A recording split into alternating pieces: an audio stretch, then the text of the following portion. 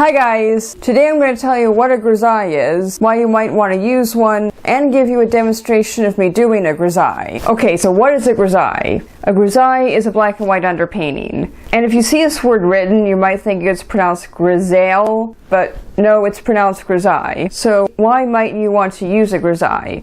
The reason that you might want to use a grisaille, or any underpainting for that matter, is because it allows you to get your values down, which is the most important part of giving a piece depth and making things look realistic without being distracted by color. And to that end, I highly recommend when you do your grisaille, convert your reference photo to black and white and come into the picture so color doesn't even come into the picture yet at this stage. Now you're probably not very happy about having an extra step in your paintings, but since you have this foundation, all these values laid out, you might find that when you paint your color on in thin layers called glazes, that the color portion of your painting actually goes by way faster than it would have otherwise. I've seen this happen in my own work. Without further ado, here's the demo. You might notice in part of this the paint looks a bit brownish. That's because for a short time I thought I'd try making kind of a warmer underpaint. So I added a bit of brown into the black and white, but for the rest of it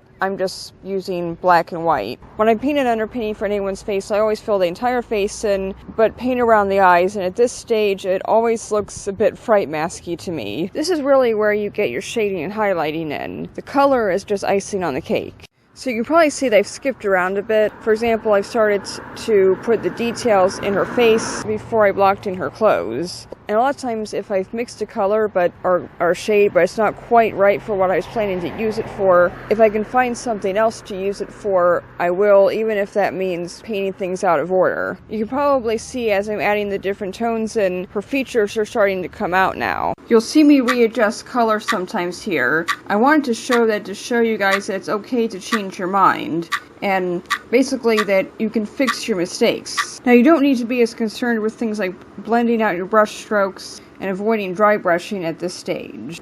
I should take a moment to explain why I suggested you convert your reference photo to black and white when you do your grisaille, also known as a value study. Because when you look at a color, your eye often doesn't judge its value accurately. I know I talked about glazing earlier in this video, and I've already made videos on the topic of glazing. I'll put cards up for those and link them in the description. So if you don't know anything about what glazing is, or how it works, or what it does, you might want to go watch those after this is over.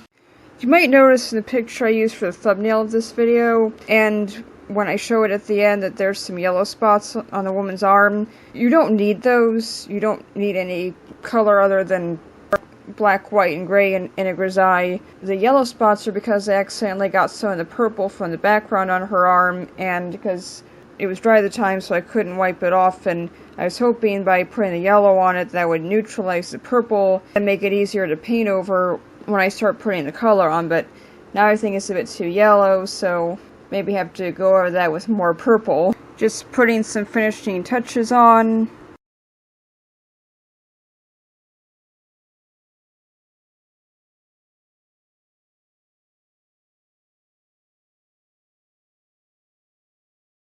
And here's the end result.